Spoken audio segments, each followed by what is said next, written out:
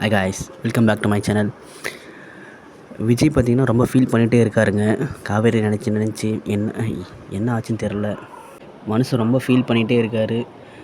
காவேரி விட்டுட்டு போனதுலேருந்தே ஒரு மாதிரி ரொம்ப சோகமாக டிப்ரெஷனில் உட்காந்துட்ருக்காரு.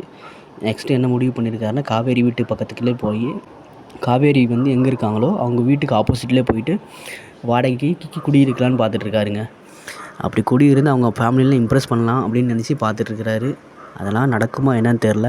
காவேரியோட அம்மாவை ரொம்ப ரொம்ப ரொம்ப ஸ்ட்ரிக்டாக இருக்காங்க. தலைவர் என்ன பண்ண போகிறாருன்னு தெரில, பார்க்கலாங்க. ஏதாவது பண்ணாலும் நல்லா தான் இருக்கும். நிவின் காவேரியோட அந்த லவ் ஸ்டோரியை விட விஜய் காவேரியோட லவ் ஸ்டோரி நல்லா தான் இருக்குன்னு சொல்லுவேன். யாருக்கெல்லாம் பிடிச்சிருக்கோ அவங்களாம் சப்ஸ்கிரைப் பண்ணிக்கோங்க, லைக் பண்ணுங்கள், ஷேர் பண்ணுங்கள் காய்ஸ். ஓகேங்களா? விஜய் யாருக்கு பிடிக்குமோ அவங்க ஷேர் பண்ணி விடுங்க. காவேரி யாருக்கு பிடிக்குமோ அவங்க லைக் பண்ணி விடுங்க. பார்க்கலாங்க. காவேரி விஜய் சேருவாங்களா, அதுக்கு இவர் எவ்வளோ எஃபெக்ட் போடுறாரு அப்படின்றத பார்க்கலாம் காய்ஸ். தேங்க்ஸ் ஃபார் வாட்சிங் காய்ஸ். பாய்.